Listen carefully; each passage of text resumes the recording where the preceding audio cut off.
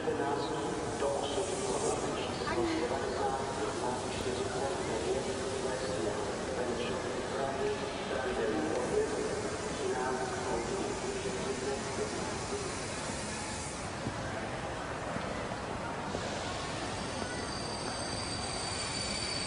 máte oheň? Oheň. Nic?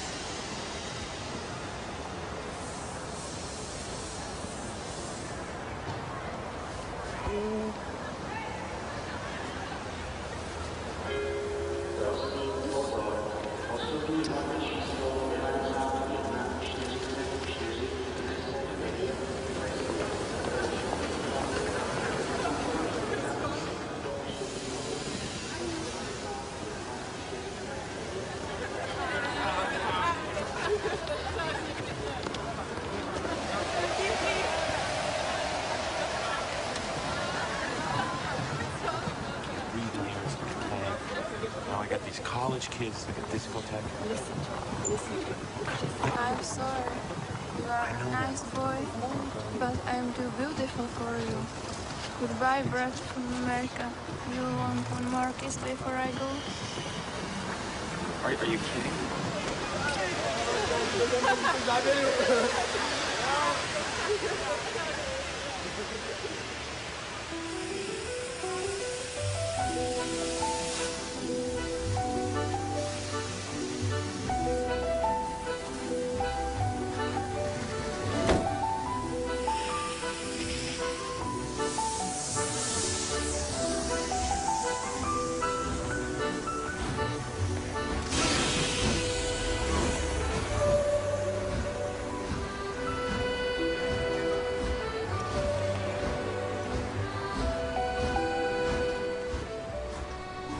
I'm here tonight to tell you about a father who loved his son and a son who loved his dad. The way this story is going to unfold for you is a little bit different because I want to bring it to now. You see, a dad would go home and he would go by the school, and every now and then he would pick up his son and say, "Son, why don't you go to work with me?" The boy loved that. And when his dad would just come and pick him up, he was the happiest boy ever. He knew that he would get to spend the afternoon with his father at work, and he would get his coat and they would walk, and he would bring hot chocolate for his son for it's really cold, and they would go through. But this boy was different. This boy would see things. This boy wasn't normal. And when they were walking one afternoon going to where dad worked, this boy would notice things that other people wouldn't notice. He see things other people wouldn't see. He sees a man in a bathrobe in the middle of the street who's yelling at a second-story window. He sees a woman who's very angry at him and doesn't really want to hear what he says. This boy, as the rest of the world hustles by, he slows down. He sees the hurt and the pain. He sees the anguish and the sorrow. He sees the window close and a desperate man trying to get his what he did doesn't matter. That he hurting is all that matters. And this boy would see these things.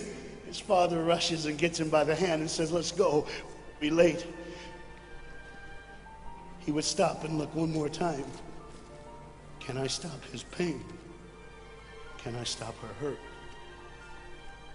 But the boy loved his father. They would go and they would catch the trolley. I think that's what you call it here. We call it a tram. Yeah, I don't know the words, but he would get on there with his dad, and the boy would just notice people. He would look, and that day, one particular, he noticed something as he got on the train. To explain something, as you can hear, there's a train coming, and I got to get through this before the train gets here. He saw a man, he saw a woman. He saw that the man seemed very happy and the woman seemed very sad, and he couldn't understand why they could be together and one be happy and the other be sad. He couldn't understand that, but the little boy knew that there was something wrong. He had this feeling, this instinct that was amazing, how he cared for other people. But he loved none other than his father. He knew his daddy loved him. And as he watched the world and their hurt and their pain, he knew that he would always have a father. But even notice this. I need you to understand as you hear this story and get involved in the life of this man and his son.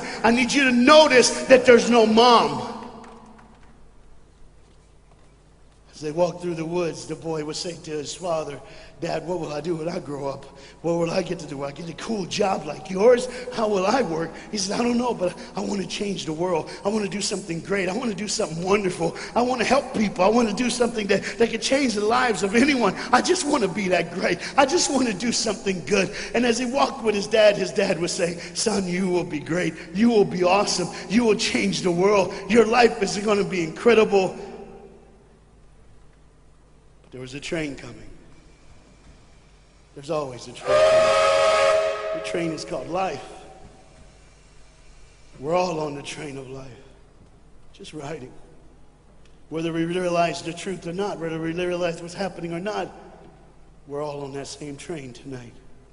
Only God has saw it fit for us to be in the same room, in the same car, for such a time as this.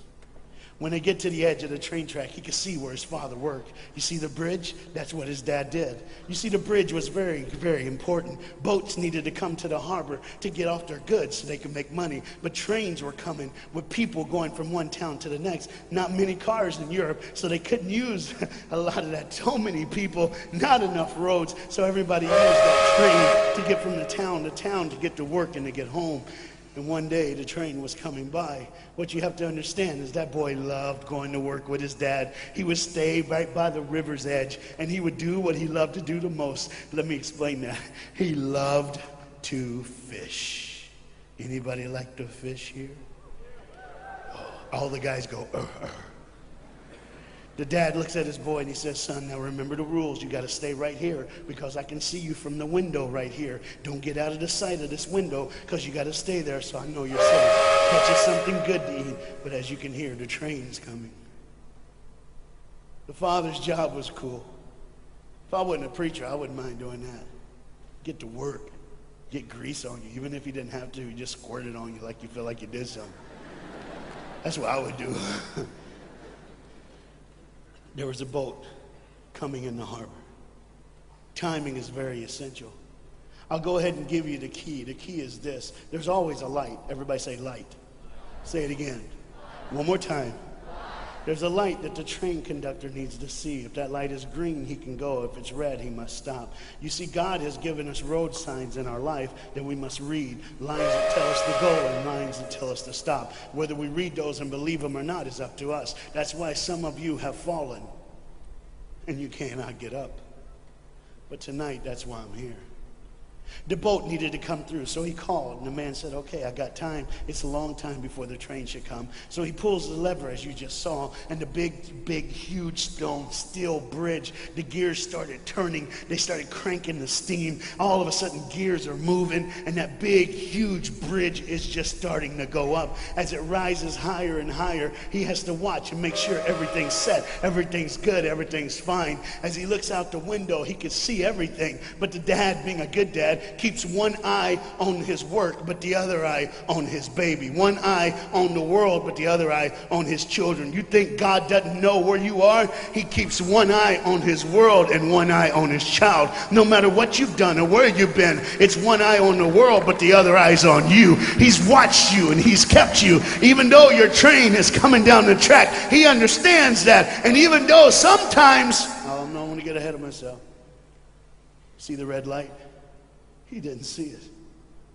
So many times we don't see the red light. See, to just say the train was early. The boy can hear and see the steam. And he looks and says, Daddy, the train. Daddy, the train's early. Daddy, you got a daddy. Hey, Daddy, the train. Daddy, the train's coming. But the dad was looking at the gears, making sure he had enough oil, making sure there was enough steam to get the bridge back down for the train. And the boy knew one thing. Now listen, the boy knew that his dad one time showed him where the trigger was. It was a red lever. If he pulls it, the train bridge would collapse down fast and the train would be able to come across. All the boy knew was there were people on that train. There were people that needed to be saved. There were people that had, some of them just with their friends having a good time, like everything's fine. They did not know that the bridge was up. They did not know what was coming. They're just living their life like you and me, just going down the road, just being our own thing, doing our own thing. And the dad all of a sudden hears the train coming. He looks and then he said, oh, my son. He looks out and his boy's gone. He's like, oh my God, where's my son?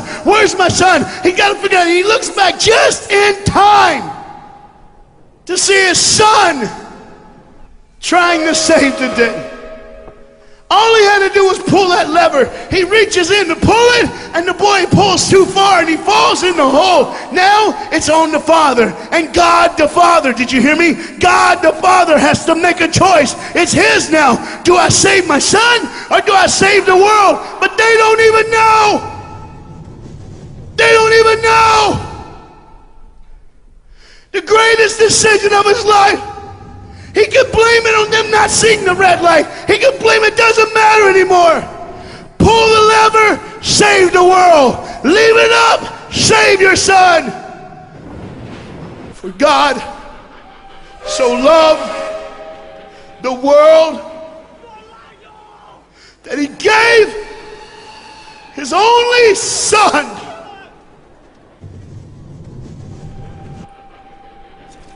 Whosoever believes in him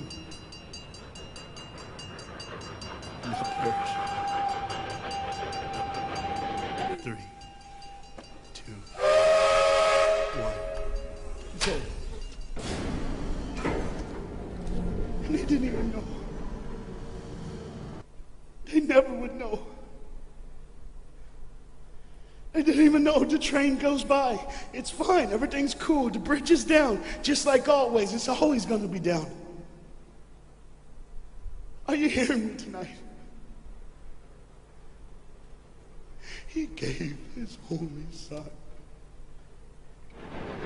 For God so loved the world that he gave. And you know what's amazing? I wonder what God did right when his son died on that cross. When he breathed his last breath. When he took that breath and he breathed and it was over.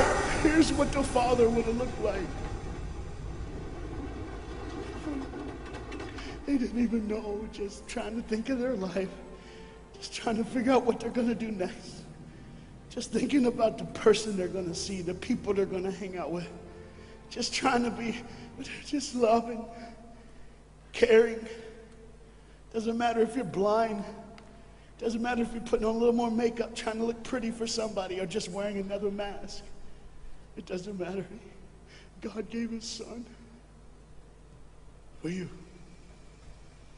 What will I do when I grow up? Where will I go when I grow up? What can I change? And there was a girl in the bathroom on the train, liquefying her heroin to shoot up one more time. He died for her.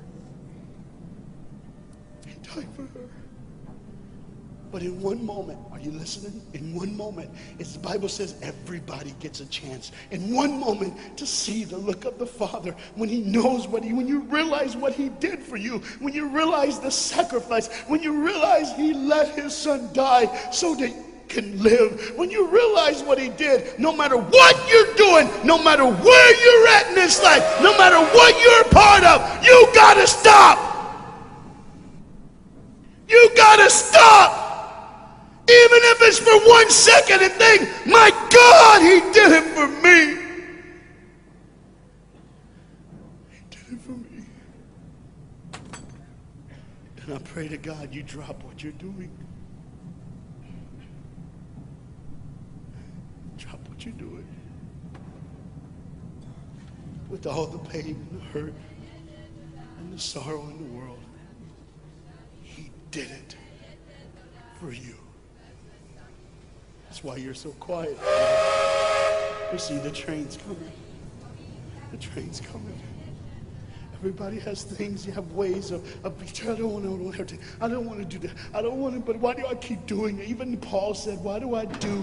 My flesh tells me, and I do what I know is wrong, and I don't do what I know is right. You got to understand tonight, the fight is on, and we can win. We become more than conquerors through Jesus Christ. And I'm not preaching just for me, I'm preaching on behalf of you. But what you got to understand is, there had to be a moment in those 3 days when Jesus died on a Friday and rose again on a Sunday. There had to be this moment. Go ahead, look at the screen. When it was just God and his baby and his son.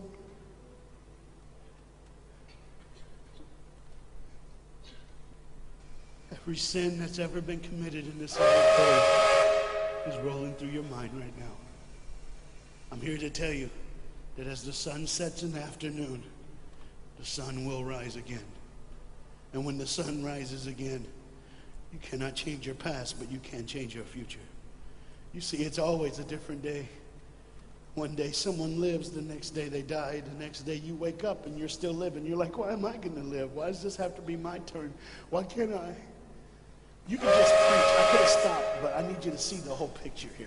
You see, because when God the Father gave his only son, when Jesus Christ breathed his last breath and he died, he did it in a way that you can never ever say, you don't know me, you don't understand me, God don't understand my pain, God don't understand my sorrow. You see, that's the very train that boy was on. That's the very train that he was on. And as this dad remembers, look real close. You see the pictures of the people? Bam, there they are. But there's somebody added in the picture, isn't it? Bam, there they are. Do you see who's added in it? In every face of every person, Jesus is in their life. Why? Because when you're the greatest sacrifice, you always end up in everyone's life. No matter where they are, who they are, he did it so that you can say he was there all the time, waiting patiently in line. Jesus Christ was there all the time. And the train keeps going. The train keeps coming. Train keeps moving. People keep living and people keep dying. And God the Father just watches it all. One eye on the world, the other eye on you. Some of you are starting to figure it out. You're like, what is he looking for? Just one girl. Because see, the whole horrible day, God only had his eyes on one person. And it was just a day on the street corner. When he walked by, he saw a girl with a babe. And she saw him. Do you get it? Old things are passed away. Behold, all things become new. He did it so that we can live. No matter what the sin, no matter what the pain, no matter what the sorrow, the sacrifice was perfect. It was perfect. And it was for you. And God the Father watches it all unfold. And all he can say